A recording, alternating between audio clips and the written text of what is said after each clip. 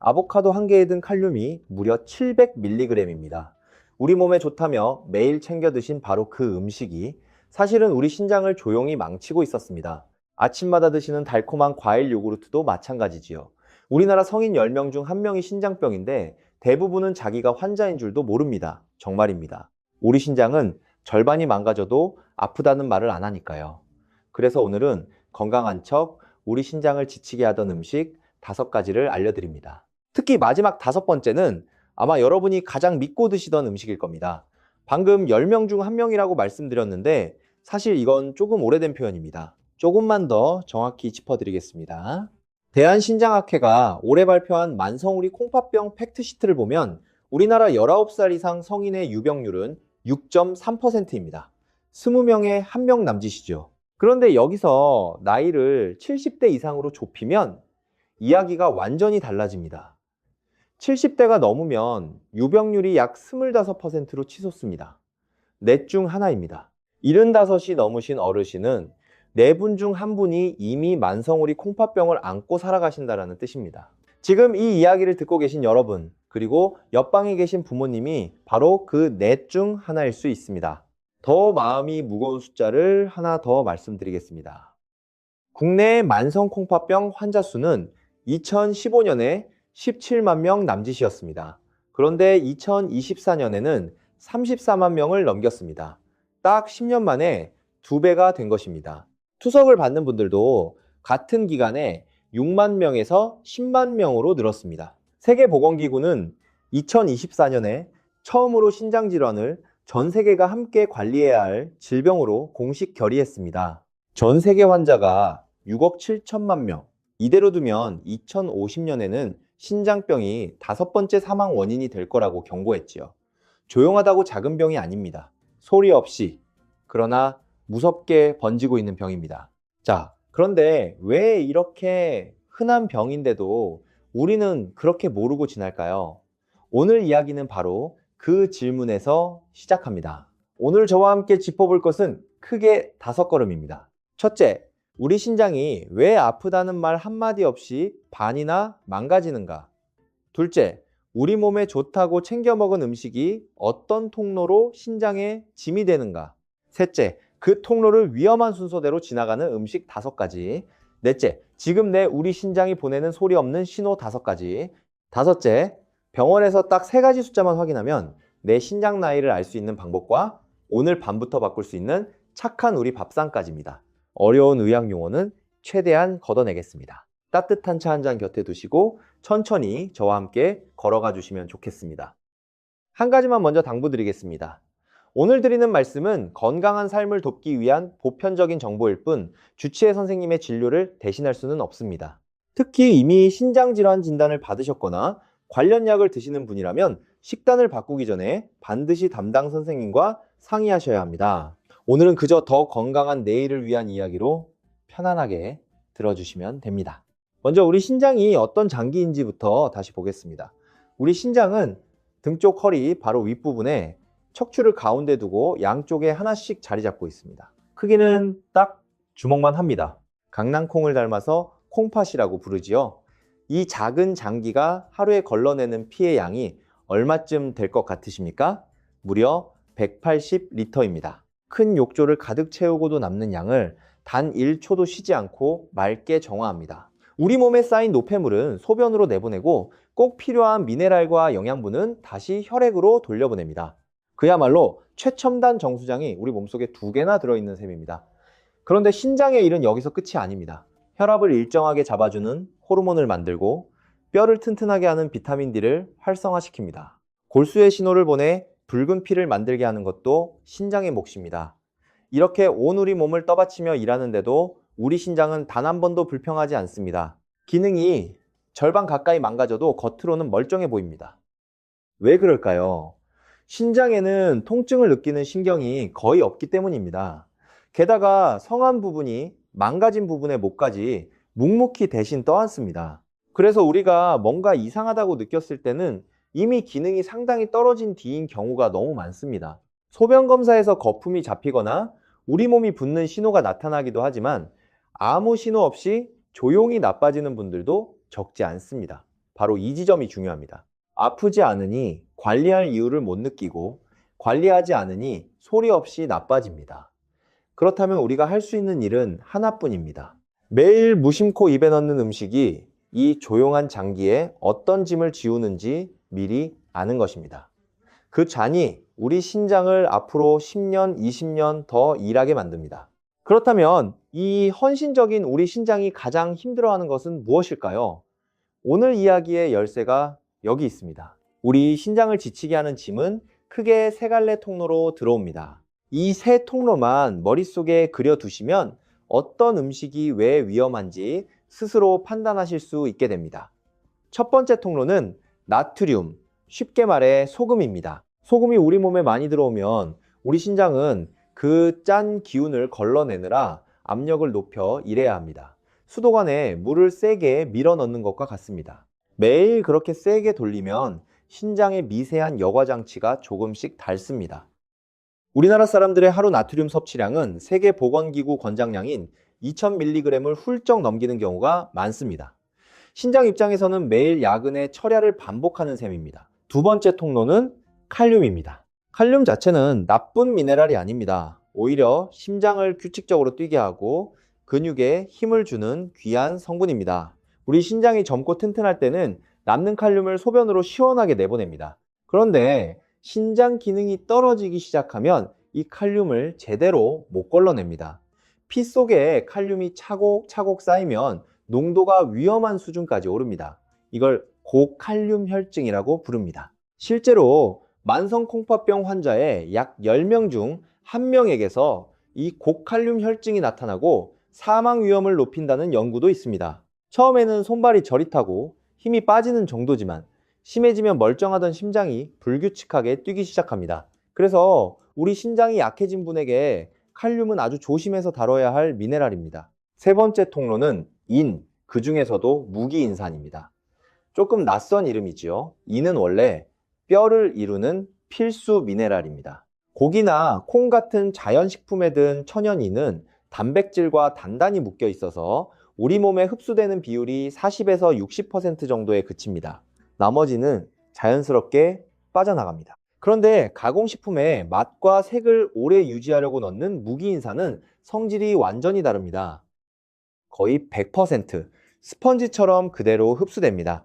먹는 족족 혈액 속으로 쏟아져 들어간다는 뜻입니다. 미국 신장재단도 이 인산염 첨가물을 신장 건강을 위협하는 치명적인 요인으로 강하게 경고합니다. 자, 이제 통로 3개를 손에 쥐셨습니다. 나트륨, 칼륨, 무기인산. 지금부터는 이 세 통로를 지나며 신장에 짐을 지우는 음식 5가지를 위험한 순서대로 하나씩 만나보겠습니다. 순서가 뒤로 갈수록 여러분이 더 건강하다고 믿어온 음식이 나옵니다. 마지막 5번째는 앞서 말씀드린 대로 아마 가장 뜻밖일 겁니다. 먼저 5번째로 위험한 음식, 그러니까 첫 번째로 만날 음식입니다. 바쁜 일상 때문에 정말 많은 분들이 매일 마주하는 녀석이죠. 바로 편의점 도시락과 삼각김밥입니다. 제가 진료실에서 신장 수치가 갑자기 떨어진 분들께 요즘 식사를 어떻게 하시느냐고 여쭤보면 열의 8은 이렇게 답합니다. 바쁘니까 편의점에서 도시락이나 삼각김밥으로 대충 때운다고요. 그 말씀을 들을 때마다 마음이 철렁합니다. 편의점 도시락 뚜껑을 열어볼까요? 짭조름한 장아찌, 어묵, 붉은빛이 도는 햄과 소시지가 칸칸이 채워져 있습니다. 이 반찬들은 공장에서 만들어지고 유통되는 동안 상하지 않도록, 그리고 맛을 내려고 엄청난 양의 나트륨을 품습니다. 도시락 하나에 든 나트륨이 800에서 많게는 1000mg을 가볍게 넘깁니다. 세계보건기구가 권하는 하루 나트륨이 2000mg이니 도시락 하나로 하루치 소금의 절반을 한 끼에 밀어 넣는 셈입니다. 여기에 흰쌀밥이 듬뿍 들어가니 식후 혈당은 롤러코스터처럼 치솟습니다. 우리 신장은 나트륨과 혈당이라는 두 파도를 동시에 막느라 녹초가 됩니다. 광주에 사시는 68 박종수님 이야기를 잠깐 들려드리겠습니다. 사생활 보호를 위해 사정은 조금 바꾸었습니다. 오래 택시를 모셨던 분인데 끼니를 차 안에서 삼각김밥과 컵라면으로 해결한 세월이 20년이 넘었습니다. 어디 아픈 데도 없고 입맛도 좋으니 건강한 줄로만 아셨지요. 그런데 건강검진에서 신장 수치가 경계선을 넘었다는 말을 듣고 깜짝 놀라 진료실을 찾으셨습니다. 짜게 그리고 급하게 먹은 그 세월이 고스란히 숫자로 쌓여 있었던 것입니다. 그렇다고 바쁜 분에게 편의점 도시락을 절대 먹지 말라고 할 수는 없습니다. 현실적으로 어려운 일이니까요. 대신 작은 규칙 하나만 지켜주세요. 도시락 속잔 문화 장았지, 소시지는 반쯤 남기기, 국물류는 되도록 마시지 않기, 그리고 식후에는 물을 충분히 마셔서 짠 기운을 씻어내기. 일주일에 한두 번은 조금 번거롭더라도 집에서 지은 밥과 나물을 작은 통에 싸보세요. 이 작은 타협만으로도 우리 신장은 한결 편하게 숨쉽니다. 이제 네 번째로 위험한 음식입니다. 물 마시기가 밍밍하다며 우리 몸에 좋을 거라 믿고 드시는 마실거리들입니다. 생수만 마시려니 심심해서 매일 오렌지 주스나 포도 주스를 챙기시나요? 피곤하다며 달달한 믹스커피를 하루에도 여러 잔 타드시진 않으십니까? 오후 3시쯤 피로가 몰려오면 나도 모르게 손이 가는 것들이지요. 시중에 진한 과일 주스, 특히 오렌지나 포도 주스에는 우리가 생각하는 것보다 훨씬 많은 칼륨이 농축되어 있습니다. 유리컵 한 잔, 200ml쯤 되는 오렌지 주스에 칼륨이 380에서 400mg가량 들어 있습니다. 우리 신장이 약해져 식단 조절을 권고받은 분의 하루 칼륨 제한량이 보통 1500에서 2000mg입니다. 무심코 마신 주스 한 잔이 하루 허용량의 4분의 1을 훌쩍 넘긴다는 뜻입니다. 여기에 믹스 커피 속 프림에는 앞서 말씀드린 무기인산이 들어있는 경우가 많습니다. 식후마다 습관처럼 믹스 커피를 여러 잔 타드신다면 여러분의 우리 신장은 그 첨가물을 걸러내느라 매일 밤 소리 없는 전쟁을 치릅니다. 평생 입에 대지 말라는 뜻이 아닙니다. 가끔 기분 전환으로 한 잔 즐기는 건 괜찮습니다. 다만 이것이 물을 대신하는 습관이 되었다면 조금씩 줄여나가셔야 합니다. 우리 신장이 가장 반기는 음료는 예나 지금이나 순수한 물입니다. 맹물이 힘드시면 레몬 한 조각 띄운 미지근한 물이나 아주 연하게 끓인 보리차도 좋은 대안이 됩니다. 세 번째로 위험한 음식으로 넘어가겠습니다. 아침에 상쾌한 시작으로 많은 분들이 즐기는 것입니다. 마트 냉장고에 알록달록 예쁘게 진열된 과일맛 요구르트입니다. 딸기맛, 복숭아맛, 블루베리 맛. 장 건강을 생각해서 매일 아침 한 통씩 챙기는 분이 참 많습니다. 그런데 이렇게 달콤한 맛과 향이 더해진 요구르트에는 눈에 보이지 않는 손님이 숨어 있는 경우가 많습니다. 바로 앞에서 세 번째 통로로 말씀드린 무기인산입니다. 내일 마트에 가시면 딱 한 번만 제품 뒷면을 확인해 주세요. 원재료명 속에 인산, 폴리인산, 피로인산 같은 단어가 보인다면 그건 거의 100% 흡수되는 인산염 첨가물이 들어있다는 뜻입니다. 그렇다고 요구르트를 끊으실 필요는 없습니다. 해법은 아주 간단합니다. 딱 하나만 바꾸면 됩니다. 달콤한 과일 맛 대신 아무것도 넣지 않은 하얀 플레인 요거트로 바꾸시면 됩니다. 작은 컵으로 하루 한 컵 정도면 신장도 편안하게 소화해냅니다. 여기에 제철 과일을 직접 몇 조각 썰어 넣으시면 향은 살리고 첨가물은 뺀 훨씬 좋은 아침이 됩니다. 이제 두 번째로 위험한 음식입니다. 이 이야기를 꺼내려니 마음이 참 무겁습니다. 명절이나 생일처럼 온 가족이 모이는 날 우리 밥상에서 빠지지 않는 정겨운 음식이기 때문입니다. 바로 시금치나물, 연근조림, 우엉조림 같은 나물 반찬입니다. 색도 곱고 채소도 듬뿍이라 보약 같아 보이죠. 어머니의 정성이 담긴 이 음식을 조심하시라 말씀드리는 게 저도 참 죄송합니다. 하지만 소중한 건강을 위해 이 진실만큼은 꼭 짚겠습니다. 시금치, 연근, 우엉은 영양이 꽉 찬 훌륭한 식재료가 맞습니다. 건강한 분이라면 당연히 챙겨 드셔야 합니다. 다만 이 채소들은 두 번째 통로인 칼륨을 아주 많이 품고 있는 대표 주자이기도 합니다. 우리 신장이 젊을 때는 문제가 없지만 세월이 흘러 우리 신장이 지치면 이 칼륨이 피 속에 쌓여 고칼륨 혈증으로 이어질 수 있습니다. 그렇다면 나물은 이제 입에도 대지 말아야 할까요? 천만의 말씀입니다. 여기서 아주 중요한 사실을 하나 바로잡아 드리겠습니다. 많은 분들이 채소를 찬물에 잠깐 담가두면 칼륨이 빠진다고 알고 계십니다.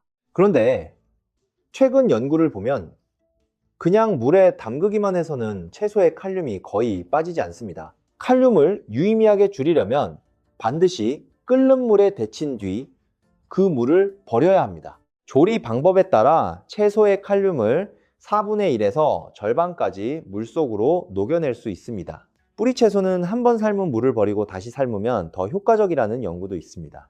담그기가 아니라 데치기, 그리고 데친물 버리기. 이 순서를 꼭 기억해 주세요. 여기에 조림이나 무침을 하실 때 간장이나 된장의 양을 평소의 절반으로 줄여보세요. 첫 번째 통로인 나트륨까지 함께 잡을 수 있습니다. 끓는 물에 데치기, 데친물 버리기, 간은 반으로 줄이기. 이 세 가지만 지키면 여러분이 사랑하는 나물이 신장에게도 다정한 친구가 됩니다. 자, 이제 오늘의 5가지 중 마지막, 가장 위험한 음식입니다. 앞서 마지막 5번째는 여러분이 가장 믿고 드시던 음식일 거라고 말씀드렸죠. 바로 그 이야기입니다. 아마 많은 분들이 그게 정말이냐고 되물으실 겁니다. 건강해지겠다고 큰맘 먹고 사다 두는 아보카도와 바나나, 그리고 매일 아침 갈아 드시는 시금치 녹즙입니다. 텔레비전과 잡지에서는 이 음식들을 늘 기적의 슈퍼푸드라고 극찬합니다. 혈관을 청소하고 혈압을 낮추고 노화를 막는다고 하지요. 그래서 건강에 진심인 분일수록 하루도 빠짐없이 챙겨 드십니다. 그런데 여기에 짧은 진료 시간에 미처 다 못 드리던 속사정이 있습니다.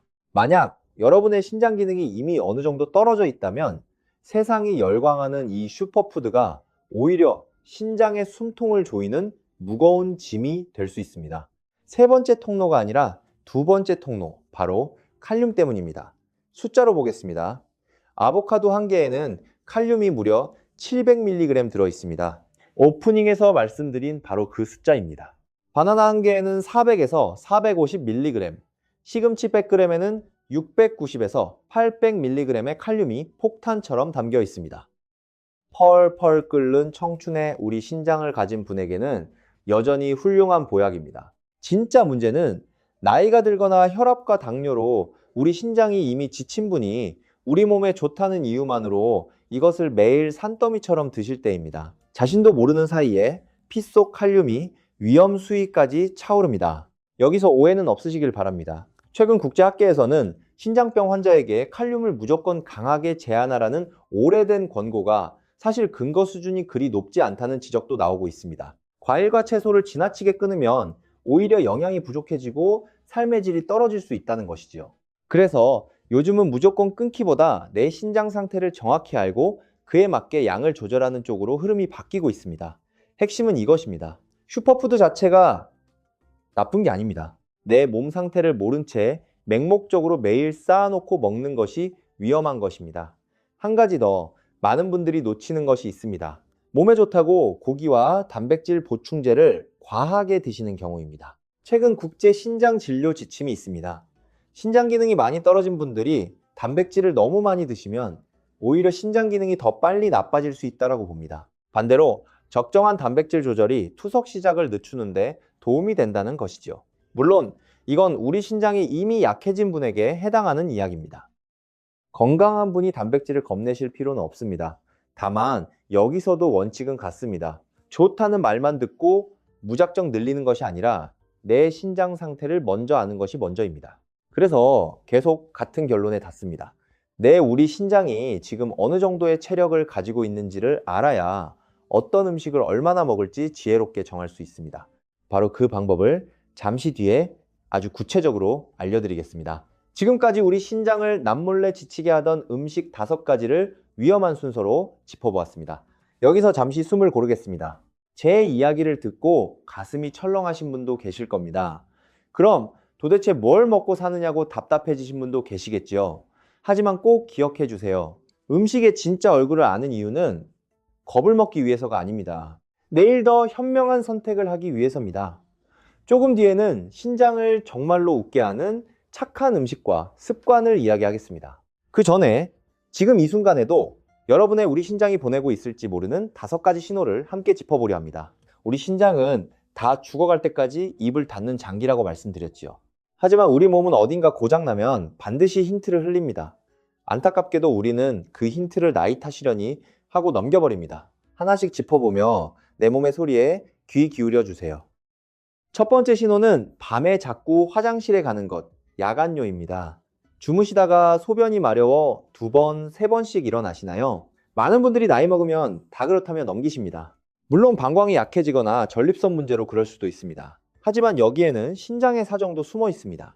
건강한 우리 신장은 우리가 깊이 잠든 밤에 소변을 진하게 농축시켜 화장실 가는 횟수를 알아서 줄여줍니다. 그런데 신장 기능이 떨어지기 시작하면 가장 먼저 이 농축 능력부터 무너집니다. 그러면 밤새 묽은 소변이 쉴 새 없이 만들어지고 빵빵해진 방광 때문에 자꾸 깨게 됩니다. 밤에 화장실 가는 횟수가 부쩍 늘었다면 비뇨기뿐 아니라 신장 검사도 함께 받아보셔야 합니다.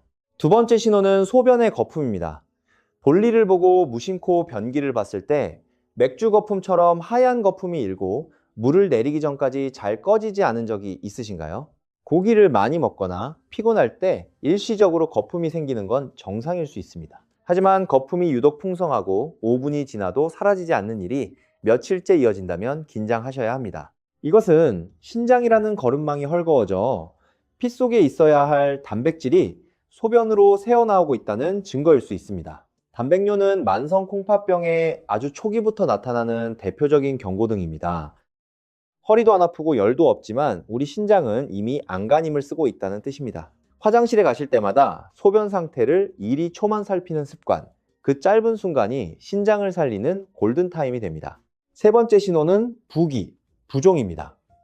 아침에 눈을 떴을 때 눈두덩이가 퉁퉁 붓거나 저녁이면 양말 자국이 깊게 펼 만큼 발목이 붓는 적이 있으신가요? 신장이 소금기를 제대로 걸러내지 못하면 몸은 그 짠 기운을 희석하려고 물을 끌어안습니다. 그렇게 갇힌 수분이 피부가 얇은 눈 주변이나 발목으로 몰려 부기로 나타납니다. 어제 라면을 먹어서 하루 종일 서 있어서 그렇겠거니 넘기기 쉽지요. 그런 이유도 많습니다. 하지만 붓는 증상이 며칠씩 반복되거나 특히 아침에 얼굴과 손이 뻣뻣하게 부어 있다면 신장의 신호일 가능성을 새겨두셔야 합니다. 손가락으로 정강이를 꾹 눌렀을 때 들어간 자국이 10초 넘게 돌아오지 않는다면 지체하지 마시고 병원을 찾으세요. 전주에 사시는 75 이말수님이 딱 이 경우였습니다.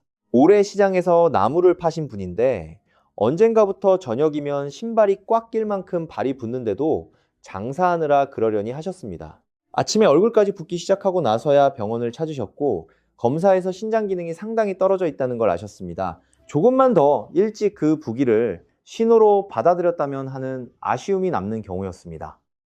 네 번째 신호는 이유를 알 수 없는 심한 피로와 빈혈입니다. 어젯밤 푹 잤는데도 아침에 온 우리 몸이 물 먹은 솜처럼 무겁고 세수하러 가는데도 숨이 차오르시나요? 거울 속 얼굴이 창백하고 입술에 핏기가 없는 날이 이어지고 있습니까? 신장은 피를 거르는 일 말고도 붉은 피를 만들라고 골수에 신호를 보내는 호르몬을 만듭니다. 신장이 시들해지면 이 호르몬이 줄고 산소를 나르는 적혈구가 부족해져 만성 빈혈과 극심한 피로가 찾아옵니다. 나이 탓에 기력이 달리는 거라며 보약을 찾기 쉽지만 푹 쉬어도 풀리지 않는 피로와 잦은 숨가쁨이 계속된다면 신장을 의심해 보셔야 합니다. 피 검사를 하실 때 빈혈 검사와 함께 콩팥 수치도 봐달라고 말씀하시는 지혜가 필요합니다. 다섯 번째 신호는 가장 상태가 심각할 때 나타납니다. 약이 듣지 않는 혈압과 온몸을 긁게 만드는 가려움증입니다. 처방받은 혈압약을 꼬박꼬박 드시는데도 혈압이 좀처럼 잡히지 않으시나요?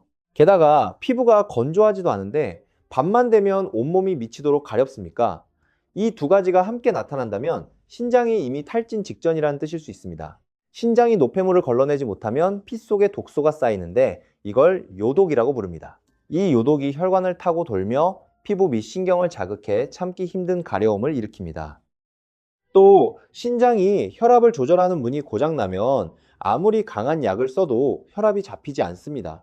이 단계까지 오셨다면 망설이지 마시고 큰 병원 신장내과를 찾으셔야 합니다. 방금 말씀드린 5신호 중 2가지 이상이 내 이야기처럼 들리셨나요? 그렇다 해도 너무 겁먹지는 마세요. 무섭게 들렸다면 그건 오늘 이 자리에서 여러분이 그만큼 일찍 알아차렸다는 뜻이니까요. 그리고 지금부터가 정말 중요합니다. 이 신호들이 진짜인지 아닌지 병원에서 어떻게 확인하는지를 이제 아주 구체적으로 알려드리겠습니다. 여기서부터는 오늘 이야기 중 가장 실용적인 부분입니다. 신장은 아프다는 말을 안 하니 우리가 먼저 숫자로 물어봐야 합니다. 내 신장이 지금 몇 살인지 어떻게 알 수 있는지 아주 구체적으로 짚어드리겠습니다. 종이와 펜을 잠깐 곁에 두셔도 좋습니다. 병원에서 확인해야 할 숫자는 딱 3가지입니다. 이 3가지만 알면 내 신장의 성적표를 받아볼 수 있습니다. 첫 번째는 크레아티닌입니다. 이건 신장이 걸러내서 버려야 할 노폐물의 양입니다. 이 숫자가 기준보다 높으면 신장의 거름망이 막혀 노폐물이 피 속에 쌓이고 있다는 뜻입니다. 두 번째는 신사구체 여과율, 조금 어려우니 여과율이라고 부르겠습니다. 이건 반대로 내 신장의 점수입니다. 100점 만점에 지금 몇 점짜리 일을 하고 있는지 보여줍니다. 세 번째는 소변 검사에서 알부민, 즉 단백질이 새어나오는지를 보는 것입니다. 앞서 말씀드린 거품류의 정체를 여기서 정확히 확인할 수 있습니다. 크레아티닌, 여과율, 그리고 소변 단백, 이 3가지가 완벽한 한 세트입니다. 이 중에서도 여과율 숫자를 읽는 법을 알아두시면 큰 도움이 됩니다. 천천히 말씀드릴 테니 따라와 주세요. 여과율이 90 이상이면 신장이 아주 건강하게 일하고 있는 것입니다. 60에서 89 사이라면 대체로 안심입니다. 다만 여기에 소변 단백까지 세고 있다면 관리가 필요합니다. 여과율이 45에서 59 사이로 내려오면 신장에 노란불이 켜진 것입니다. 이때부터는 식단과 약을 본격적으로 관리해야 합니다. 여과율이 30 아래로 떨어지면 빨간불입니다. 반드시 신장내과 전문의의 정밀한 관리를 받으셔야 합니다. 참고로 만성콩팥병은 의학적으로 여과율이 60 아래로 3개월 이상 지속되거나 소변에 단백이 새는 상태가 이어질 때로 정의합니다. 그러니 이 숫자를 아는 것만으로도 내가 어느 자리에 서 있는지 정확히 알 수 있습니다. 그렇다면 이 검사를 얼마나 자주 받아야 할까요? 많은 분들이 3년에 한 번 국가검진 때나 하면 되지 않느냐고 하십니다. 하지만 신장은 조용히 그리고 생각보다 빠르게 나빠질 수 있습니다. 그래서 저는 특히 다음에 해당하시는 분이라면 1년에 한 번은 꼭 확인하시라 권합니다. 예순이 넘으신 분, 고혈압이 있으신 분, 그리고 당뇨가 있으신 분입니다. 여기서 당뇨 이야기를 조금만 더 하겠습니다. 많은 분들이 당뇨와 신장을 따로 생각하시는데 사실 이 둘은 아주 가까운 사이입니다. 국제신장진료 지침을 보면 당뇨가 있는 사람은 당뇨가 없는 사람보다 만성콩팥병에 걸릴 위험이 약 2배 높습니다.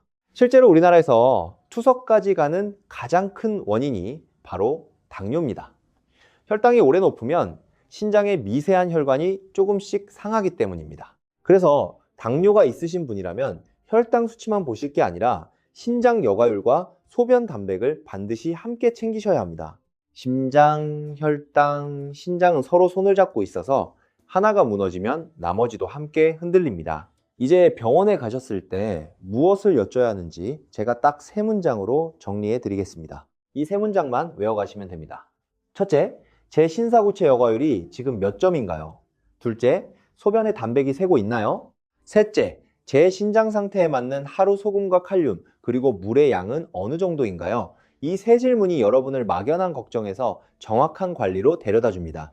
한 가지 더, 진통제 이야기를 여기서 꼭 드리고 싶습니다. 비가 오거나 날이 또 추면 무릎과 허리가 쑤셔서 약국에서 처방전 없이 사는 소염 진통제를 달고 사시는 분이 많습니다.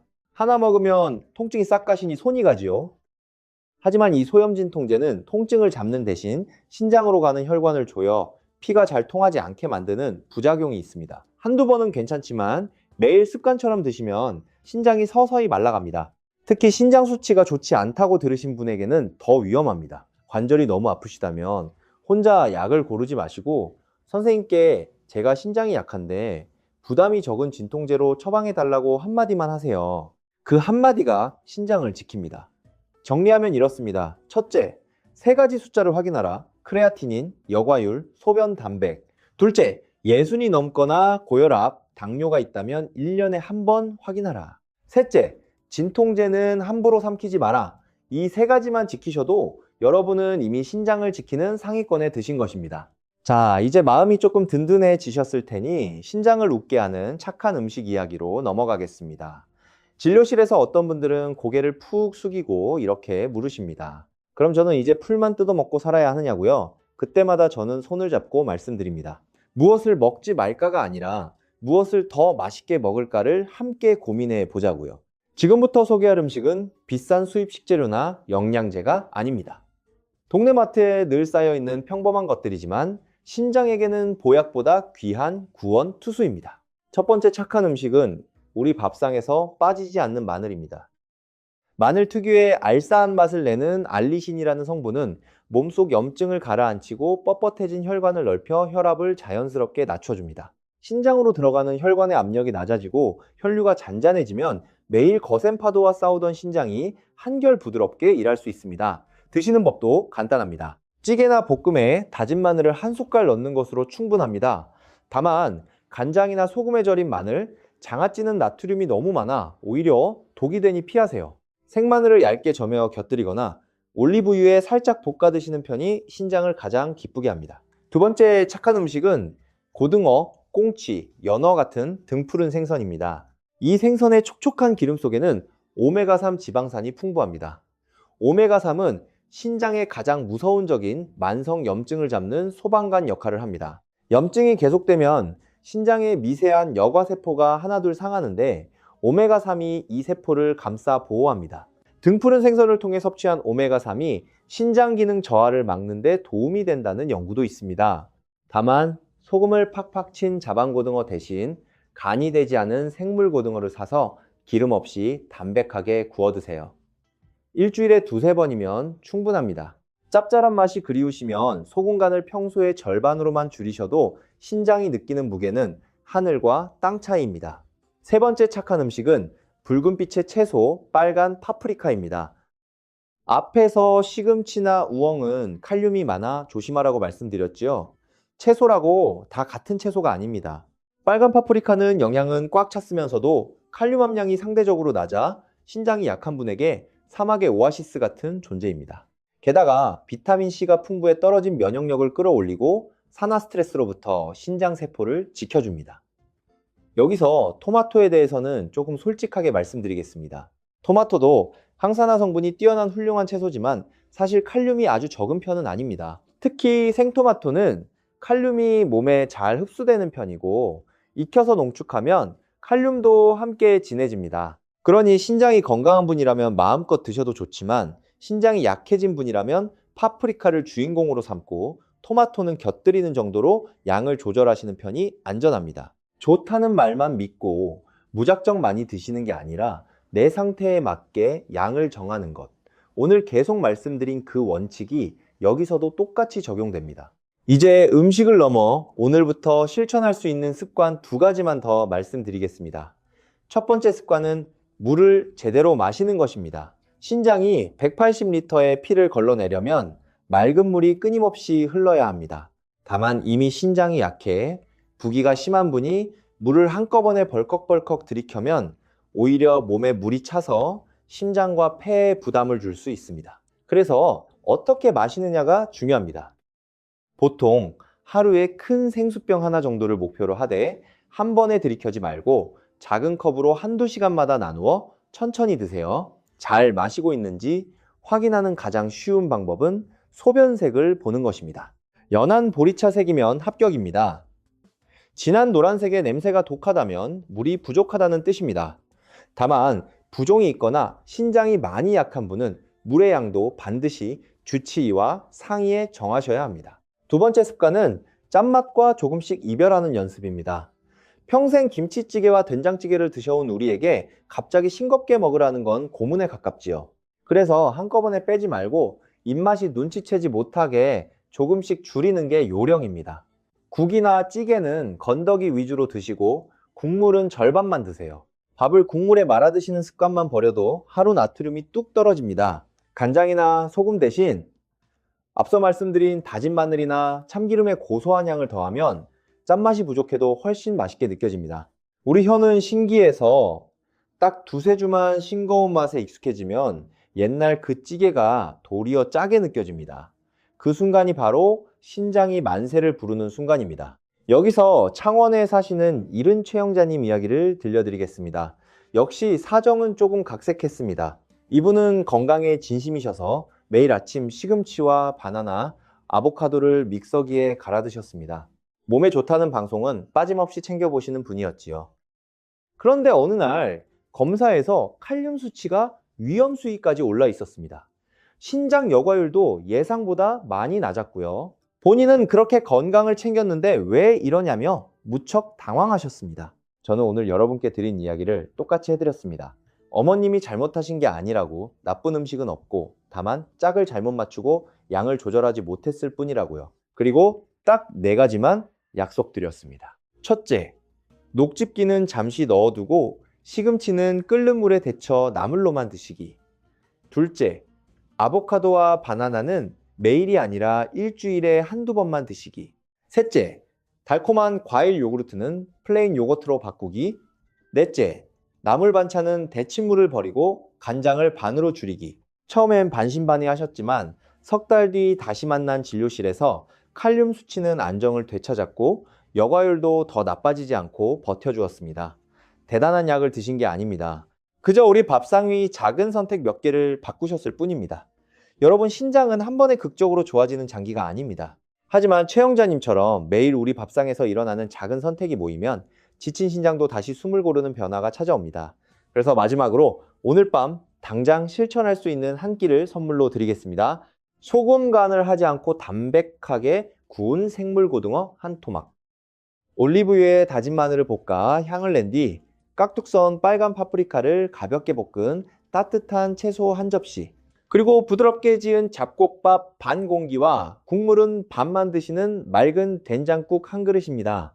구하기 어려운 재료도 오래 걸리는 조리도 없습니다. 하지만 이 평범한 우리 밥상 하나가 지친 신장에게는 세상에서 가장 편안한 휴식처가 됩니다. 하루 3끼, 1년에 1000번이 넘는 식사를 어떻게 매번 완벽하게 지키겠습니까? 완벽하려 애쓰다 지치면 오히려 오래 못 갑니다. 그저 하루에 딱 한 끼, 저녁, 우리 밥상에서만이라도 신장을 위한 착한 선택을 해보세요. 그 작은 다정함이 한 달이 되고 1년이 되면 내년 건강검진 결과지를 받아든 여러분의 입가에 환한 미소가 번질 것입니다. 오늘 긴 이야기를 여기까지 함께 해주셔서 참으로 고맙습니다. 마지막으로 오늘 나눈 이야기의 핵심만 다시 짚어드리겠습니다. 신장을 지치게 하던 음식은 편의점 도시락과 주스, 달콤한 과일 요구르트, 데치지 않은 나물 반찬, 그리고 가장 뜻밖이었던 아보카도와 바나나 같은 고칼륨 슈퍼푸드였습니다. 이 음식들을 평생 끊으라는 게 아니라 내 신장 상태를 알고 양을 지혜롭게 조절하시라는 당부였습니다. 반대로 신장을 웃게 하는 음식은 마늘, 등푸른 생선, 그리고 빨간 파프리카였지요. 그리고 병원에서 확인해야 할 3가지 숫자, 크레아티닌과 여과율과 소변 단백을 꼭 기억해 주세요. 오늘 밤 지금 이 자리에서 할 수 있는 가장 쉬운 실천 하나만 남기겠습니다. 자리에서 일어나 주방으로 가 미지근한 물 한 컵을 천천히 드셔보세요. 바싹 말라있던 여러분의 신장이 그 물 한 컵에 깊은 감사를 전할 것입니다. 혹시 오늘 이야기를 들으며 내 증상도 신장 때문일까? 우리 어머니가 요즘 자꾸 붓는다는데 어쩌나 하고 궁금해지셨다면 편하게 댓글로 남겨주세요. 시간이 허락하는 한 정성껏 읽고 답을 드리겠습니다. 그리고 오늘 이야기가 조금이라도 도움이 되셨다면 다음에 또 만날 수 있도록 구독을 눌러주시면 고맙겠습니다. 다음에는 오늘 잠깐 나온 올리브유를 제대로 고르는 법과 신장도 살리고 입맛도 살리는 일주일 밥상표를 들고 찾아오겠습니다. 끝으로 한 번 더 당부드립니다. 오늘 전해드린 내용은 보편적인 건강 정보일 뿐입니다. 이미 신장병을 앓고 계시거나 약을 드시는 분은 제 말만 듣고 식단을 갑자기 바꾸시면 안 됩니다. 여러분의 몸을 가장 잘 아는 분은 오래 지켜봐온 주치의 선생님입니다. 반드시 상의하신 뒤에 안전하게 실천하시기 바랍니다. 신장은 말이 없습니다. 하지만 여러분이 매일 밥상에서 보여주는 작은 다정함에 반드시 건강이라는 선물로 조용히 보답할 것입니다. 오늘 밤도 평안하시고 늘 건강하시기를 빕니다.